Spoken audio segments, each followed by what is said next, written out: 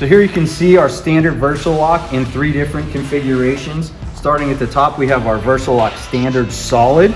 Same footprint, 12 inches deep, 16 inches wide, 6 inches tall as our regular standard, but it does not have our pinholes or grooves or chamfers on it other than the face, and then for your 50% split in the back.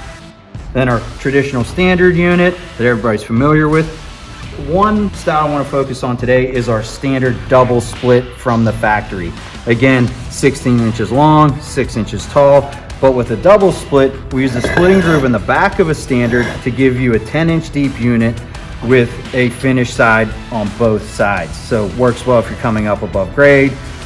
And one thing I wanted to note on this from us and our production team, you get a much more consistent split, not having concave and convex splits as often as you might have in the field.